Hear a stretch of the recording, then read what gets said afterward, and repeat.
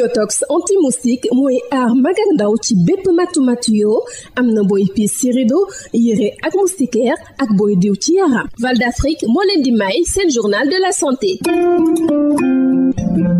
daleen ak jàmm. Erreur innée de l'immunité nekk ay feebar yoo xamante ni nit ki da koy judduwaale muy fës ci ay jafe-jafe yoo xamante ni ci système immunitaire bi lay nekk.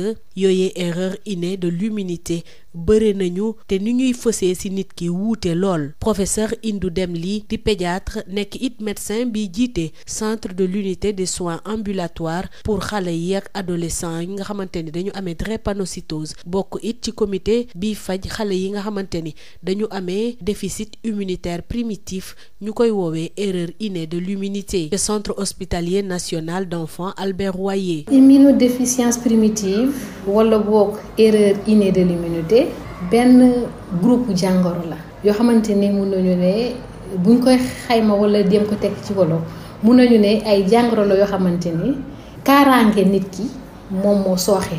kaaraange nit ki moo sooxe nag mooy nit ki mën na am kaaraange bu wàññeeku mel ni ku am li ñuy wax infection VIH wala mu am kaaraange bu yokku mooy ñi nga xamante ni dañuy faral di am toujours ay allergie.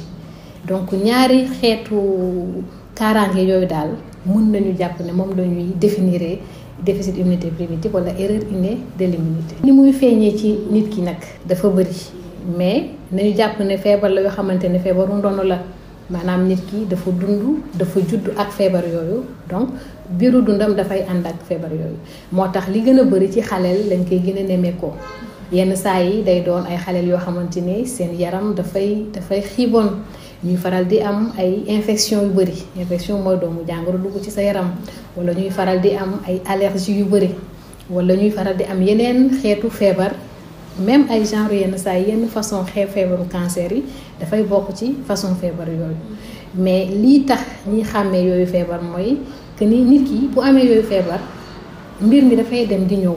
bu fekkee infection la infection bi dafay faral di dem di ñëw muy jafee faj nit ki di faral di hospitaliser wala di dem ay consultation lu bëri bu fekkente ne ay allergie la tam noonu lay demee dafay faral di ko daaneel di dem di ñëw te li gën a bëri dafay ànd ak ay mandarga yoo xamante ni mandarga yooyu du bëri lu ko nit ki di gis soit day doon ay infection yu sévère ci cër yi ñuy téye mën na téye der bi mën na téye dënn bi mën na téye biir bi yaram bi daal cër bi yëpp cër yaram yëpp mën na am infection ba pare tam doomu jàngoro xeet bi waral infection yooyu tam dafay doon yoo xamante ne dafa raar li ñu koy faral di gis ci nit ku amul xeetu jàngoro yooyu du bëri mën na doon ay virus mën na doon ay bactéries mën na am doon ay parasites mën na doon tam ay champignons yooyu daal mooy mandarga yi nga xamante ni moom lañ koy xàmmewee xeetu feebar yooyu ñuy duppee déficit immunité primitif wala boog erreur innée de l'immunité. jaajëfal naa leen ci déglu bi dig daje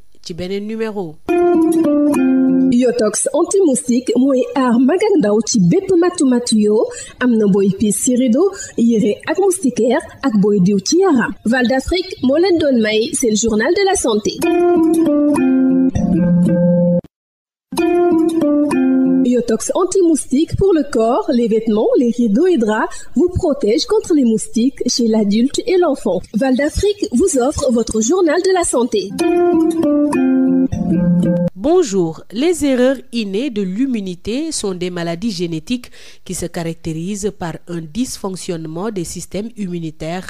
Ces erreurs innées de l'immunité sont nombreuses et se manifestent de plusieurs façons. Professeur Indou Dème Ly, pédiatre, médecin coordonnateur du centre de l'unité des soins ambulatoires pour enfants et adolescents drépanocytaires, par ailleurs membre du comité de prise en charge d'enfants porteurs de déficit immunitaire primitif appelé erreur innée de l'immunité au centre hospitalier national d'enfants Albert Royer. Les erreurs innées de l'immunité sont un groupe de maladies caractérisées par un dysfonctionnement des systèmes immunitaires. Le système immunitaire étant ce qui permet à l'organisme d'être normal. Et ce système immunitaire, lorsqu'il dysfonctionne, le dysfonctionnement peut se faire par défaut. On parle de déficit, mais le dysfonctionnement peut se faire également en excès. Et c'est dans ce contexte-là qu'on a tout ce qui est hyperfonctionnement, les allergies, l'auto-immunité, et les inflammations. Alors, il y a plusieurs types de maladies, mais les plus fréquentes sont les maladies qui se manifestent par un dysfonctionnement par défaut. Et ce dysfonctionnement par défaut se manifeste le plus souvent par des infections. Donc, ces infections sont caractérisées par leur atypie. Ce sont des infections qui sont sévères, des infections qui sont récidivantes, des infections qui touchent pratiquement toutes les parties du corps et des infections qui récidivent de façon progressive. Et le plus souvent, les causes sont également atypiques. Il peut s'agir de virus, il peut s'agir de bactéries, mais également de parasites ou de champignons. Merci de nous avoir suivis. Rendez-vous est pris pour un nouveau numéro. Yotox anti-moustique pour le corps, les vêtements, les rideaux et draps vous protège contre les moustiques chez l'adulte et l'enfant. Val d'Afrique vous a offert votre journal de la santé.